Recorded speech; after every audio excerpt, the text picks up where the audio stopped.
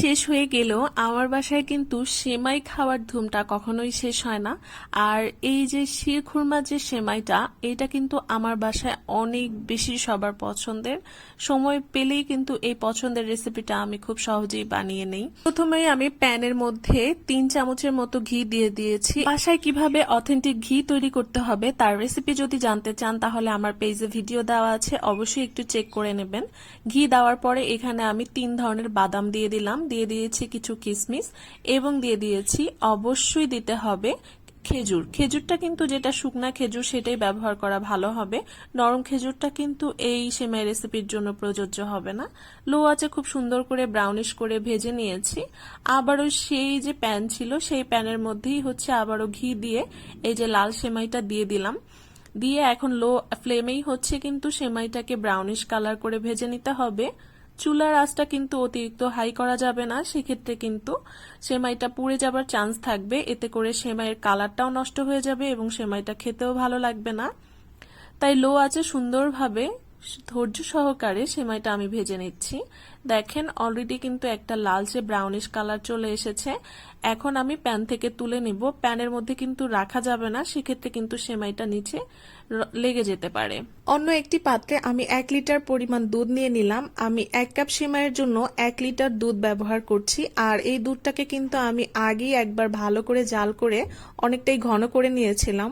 মানে 1.5 লিটার দুধকে আমি ঘন করে 1 লিটার করে নিয়েছিলাম। যখন এরকম 2-1 বার ফুটে আসবে তখনই আমি ভাজা সেমাইটা এখানে দিয়ে দিলাম।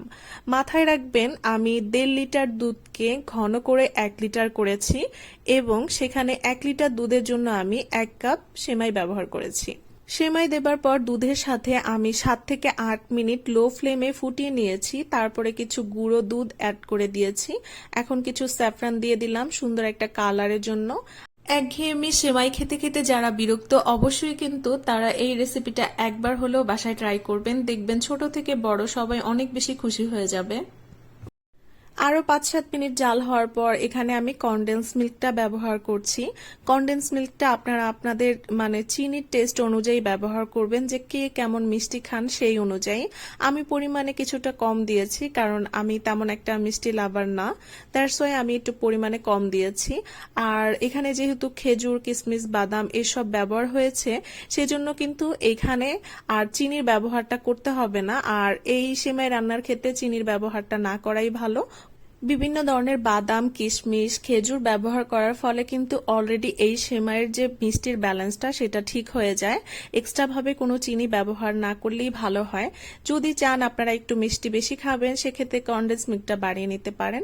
শিরখুরমার যখন ঘনত্বটা এইরকম থাকবে ঠিক সেই সময় কিন্তু আমি নামিয়ে নিলাম, কারণ ঠান্ডা হওয়ার পর এটা আরো কিছুটা ঘনত্ব গাঢ় হয়ে আসবে, তখন কিন্তু আবার বেশি শক্ত হয়ে গেলে খেতে ভালো লাগবে না। তাই ওই রকম টেক্সচার থাকা অবস্থায় কিন্তু সেমাইটা আমি নামিয়ে নিয়েছি। এখন পারফেক্ট একটা শিরখুরমা রেসিপি হয়ে গিয়েছে। অনেকেই এই সেমাইটা রান্না করতে গিয়ে শক্ত করে ফেলেন বা দুধের ব্যালেন্স ঠিক থাকে না, সেমাইয়ের ব্যালেন্সটা ঠিক থাকে না। আজকে আমি যেভাবে রান্না করেছি এই ব্যালেন্স অনুযায়ী যদি আপনারা রান্না করতে পারেন, আপনাদের শিরখুরমার যে সেমাইটা সেটা কখনোই শক্ত হয়ে যাবে না, আর খেতেও কিন্তু অনেক ভালো লাগবে। রেসিপি ভালো লাগলে একটা শেয়ার করে দিবেন। আজকের মতো বিদায় নিচ্ছি। আল্লাহ হাফেজ।